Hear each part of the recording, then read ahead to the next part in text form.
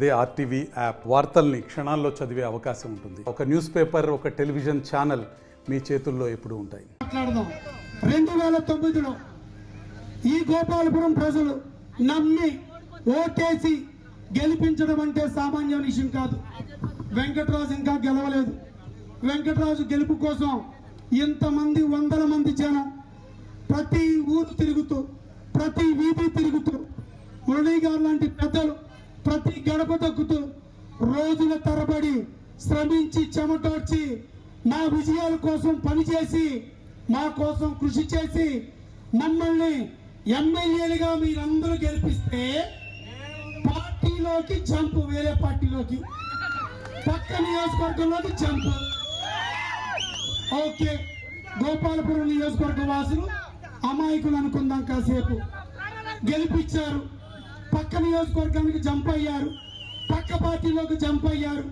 పాపం కొవ్వూరు వాసులు 2019లో మీలాగే మనలాగే 2009లో మీరు శ్రమ పడ్డట్టే 2019లో పాపం వాళ్ళు శ్రమపడి చెమటోర్చి కష్టపడి వీధి వీధి తిప్పి వాడా తిప్పి ఇంటింటికి తిరిగి ఓట్లడిగి ఎమ్మెల్యే గెలిపించి 2 సార్లు మంత్రులు చేశారు. పాపం మళ్ళీ నెక్స్ట్ 2024 ఇంటికి వచ్చేసరికి మళ్ళీ గోపాలపురం జంప్.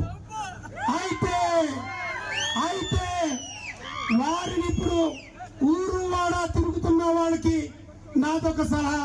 అయ్యా, బాగానే తిరుగుతున్నారు, ఓట్లు అడుగుతున్నారు, మళ్ళీ ఓట్లు వేస్తారు. ఇప్పుడు ఓకే, మరి 2029కి ఏ నియోజకవర్గానికి జంప్ అని రాజకీయ చైతన్యం ఉన్న చిన్నాయిగూడు వాసుల్ని ప్రశ్నించమని అడుగుతున్నా.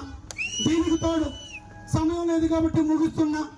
ఈ చిన్నాయిగూడులో మేము చర్చకైనా సిద్ధం, దేనికైనా సిద్ధం. అభివృద్ధి అంటే ఏంటనేది తెలుగుదేశం పార్టీ చేసి చూపించింది.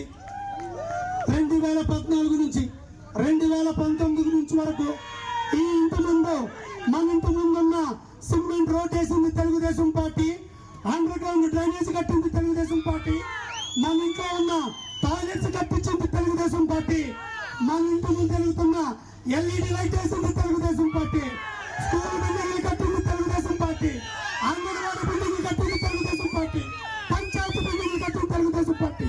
మరి మీరేమి కట్టారు 5 ఏళ్ళు? మీరేం పీకారు అని ప్రశ్నిస్తున్నా. ఇది జనాల ప్రశ్న. 2024లో రేపు మే 13వ తారీఖున ఇద్దరి మధ్యన యుద్ధం జరుగుతుంది.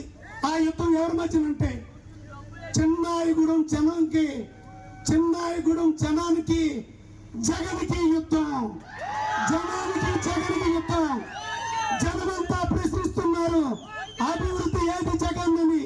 కాబట్టి ఈ జగన్కి జనంకి జరిగే యుద్ధంలో జనం గెలవడం కోసం తెలుగుదేశం పార్టీ, జనసేన, బీజేపీ పోరాటం చేస్తుంది. ఈ పోరాటం మా గెలుపు కోసం కాదు, జనాన్ని గెలిపించడానికి, ప్రజలను గెలిపించడానికి, ఓటర్లు గెలిపించడానికి.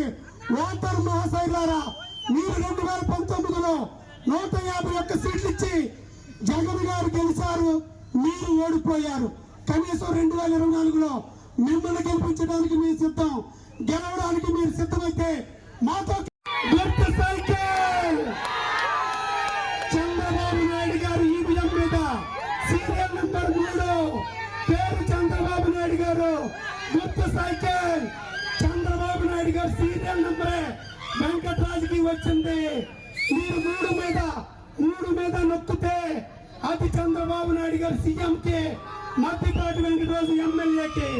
గుర్తు పెట్టుకోమని చెబుతూ, అదేవిధంగా మన ఆరాధ్య దైవం నారా చంద్రబాబు నాయుడు గారి పార్టీని నడిపించడానికి ముందు, ఈ పార్టీని సృష్టించి పార్టీ ఆవిర్భావం నుంచి తెలుగుదేశం పార్టీ అజెండాని ఇచ్చిన నందమూరి తారక రాముడు గారి బిడ్డ పురంధేశ్వరి గారు ఎంపీగా పోటీ చేస్తున్నారు.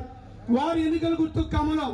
2వ ఓటు కమలానికి ఓటేసి గెలిపించమని చిన్నాయిగూడెం పరిపక్వత కలిగిన, రాజకీయ చైతన్యం కలిగిన, స్వతంత్ర పోరాటాలు చేసిన, పురిటిగడ్డ నుంచి వచ్చిన ప్రజల్ని అడుగుతూ జై తెలుగుదేశం. మరిన్ని వీడియోస్ కోసం ఛానల్ ని సబ్స్క్రైబ్ చేయండి. లేటెస్ట్ అప్డేట్స్ కోసం వాట్సాప్ ఛానల్ ని ఫాలో చేయండి. అండ్ లింక్ డిస్క్రిప్షన్ లో ఉంది.